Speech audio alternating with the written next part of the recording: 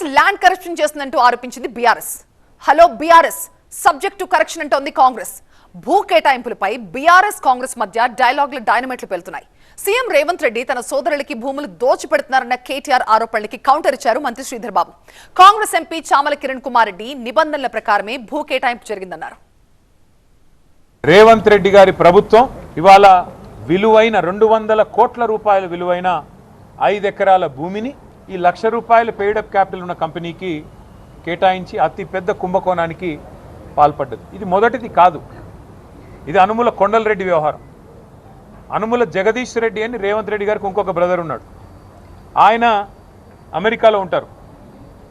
రేవంత్ రెడ్డి గారు అమెరికా పర్యటనకు పోతే జగదీష్ రెడ్డి గారు రేవంత్ రెడ్డి గారు ఇద్దరు అన్నదమ్ములు కలిసి 1000 కోట్లకు మెమరాండమ్ ఆఫ్ అండర్స్టాండింగ్ చేసుకొని స్వచ్ఛ బయో అనే కంపెనీతో ఒక అండర్స్టాండింగ్, ఒక మెమరాండమ్ ఆఫ్ అండర్స్టాండింగ్ సైన్ చేశారని చెప్పి ఒక ఫోటో దిగారు. మరి అదేమైందో, వాళ్ళకి ఎక్కడ భూమి ఇచ్చారో అది కూడా తవ్వి తీయాలి. డిఫెన్స్, ఫార్మా అంటూ మొత్తం 200 కోట్ల విలువైన భూములను సీఎం రేవంత్ రెడ్డి తన కుటుంబీకులకు కట్టబెడుతున్నారన్న విమర్శలపై స్పందించారు మంత్రి శ్రీధర్ బాబు. మార్కెట్ వాల్యూ ప్రకారమే ఆ భూముల విలువ 7.5 కోట్లు అన్నారు మంత్రి శ్రీధర్ బాబు. అయినా భూముల కేటాయింపులపై కమిటీదే తుది నిర్ణయం అన్నారు మంత్రి. ఈరోజు ముఖ్యమంత్రి ఉండరు, దాంట్లో మంత్రి గారు ఉండరు ఆ కమిటీలో, చైర్మన్ గారు ఉండరు ఆ కమిటీలో. అధికారులు పూర్తి స్థాయిలో సమీక్షించి ఈ బోర్డు మెంబర్ నిర్ణయం ఈరోజు బోర్డు మేము ఏర్పాటు చేసింది కాదు, అనేక సంవత్సరాలుగా వస్తుంది. అది ఆ రోజు 90 లక్షలు చెప్తే పెరుగుతూ ఉన్న ఇన్ఫ్లేషన్ పెట్టుకొని 1,50,00,000 నిర్ణయం చేయడం జరిగింది. 5 ఎకరాలకు ఎంత అవుతుంది? దాని భూతద్దంలో పెట్టి 10 అంతలు పెట్టి 20 అంతలు పెట్టి ప్రజలు నమ్మే విధంగా 2 కోట్ల రూపాయల భూమిని ఉటికనే ఇచ్చినట్టు చెప్పే ఆలోచన సరికాదని చెప్తా ఉన్నాం. ఎందుకంటే పరిశ్రమలకు సంబంధించి 200 కోట్లు పరిశ్రమలకు సంబంధించి ఔత్సాహికులకు మనం ప్రోత్సాహం చేయాలి. అక్కడ ఉన్న విధి విధానాల లోపలనే నిర్ణయం చేయబడటం జరుగుతుంది. కొన్ని సందర్భాల్లో సబ్సిడీస్ ఇస్తూ ఉంటాం. ఎందుకు సబ్సిడీలు ఇచ్చినావు, ఎందుకు ఇన్సెంటివ్స్ ఇచ్చినావు అంటే పరిశ్రమలను ప్రోత్సాహం చేయాలనే ఉద్దేశంతోనే బోర్డు మెంబర్స్ కూర్చొని నిర్ణయం చేసిన మేరకే ఆ బోర్డు నిర్ణయం చేసింది, ఆ బోర్డు ఇచ్చింది.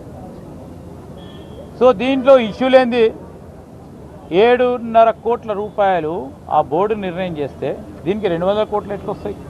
మంత్రి శ్రీధర్ బాబు కామెంట్స్ కు కౌంటర్ ఇచ్చారు బీజేఎల్పీ నేత ఏలేటి మహేశ్వర్ రెడ్డి. భూముల స్కామ్ పై చర్చకు రావాలని శ్రీధర్ బాబుకు సవాల్ విసిరారు. నేను ఈరోజు శ్రీధర్ బాబు గారు మరి మంత్రిగా ఈరోజు ఆధారాలు అడుగుతా ఉన్నారు కదా, నేను ఇప్పుడు అనేకమైనటువంటి ఆధారాలు ఇచ్చిన ఈ ఫినిక్స్ కంపెనీ నుంచి ట్రాన్స్ఫర్ అయిన 15,000 కోట్ల విషయం కానీ, లేకుంటే ఈ రాష్ట్రంలో జరుగుతున్న భూదందా మీద కానీ, 22A మీద కానీ ఆధారాలు అడుగుతున్నాడు కదా. నేను చర్చకు సిద్ధంగా ఉన్నా, ఎక్కడికి రమ్మంటే అక్కడికి వస్తా. మరి శ్రీధర్ బాబు గారు ఎప్పుడు వస్తారో కనుక్కోండి. మరి మీ ఆఫీస్లో పెడతారా, లేకుంటే ఎనీ స్టూడియోలో పెడతారా, మరి లేకుంటే వారు బహిరంగంగా నిజాం కాలేజ్ గ్రౌండ్లో పెడతారా, ఎక్కడ పెట్టినా నేను రావడానికి సిద్ధంగా ఉన్నా. శ్రీధర్ బాబు గారు సిద్ధమని అడుగుతున్నా. రేవంత్ కుటుంబంపై కేటీఆర్ ఆరోపణలను ఖండించారు కాంగ్రెస్ ఎంపీ చామల కిరణ్. ఇప్పుడు అధికారం కోల్పోయినాక ఎవ్వడు బాగుపడొద్దని ఆలోచనలు ఉన్నట్టున్నారు మీరు.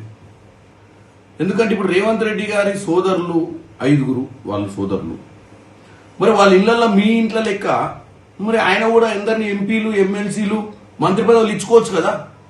ఆయన నిజంగానే ఆ కుటుంబాన్ని మీ కుటుంబం లెక్క దండుకొని దాచుకునే అటువంటి ఆలోచన ఉంటే ఆయన కూడా వాళ్ళని చిన్న చిన్న కంపెనీలు పెట్టుకొని భూములు తీసుకొని చిన్న కంపెనీలలో పని చేసుకోనో, లేకపోతే ఒక కంపెనీని ఎస్టాబ్లిష్ చేయాలని కొత్త కంపెనీ పెట్టుకొని కొంత తక్కువ పెట్టుబడితో ఒక భూమిని అప్లై చేసుకుంటేనే ఇంత రాద్ధాంతం చేస్తున్నారు మీరు. అసలు మీకు ఏం సంబంధం అని ఉద్యమంతో వచ్చి మీరు రాష్ట్రాన్ని ఏలి దండుకుర్రు కేటీఆర్. మనం పొద్దున్న లేస్తే మంది మీద ఏడవడం బంద్ చేయి. భూ కేటాయింపులపై బీఆర్ఎస్ కావాలని రాద్ధాంతం చేస్తుందని మండిపడ్డారు కాంగ్రెస్ నేతలు.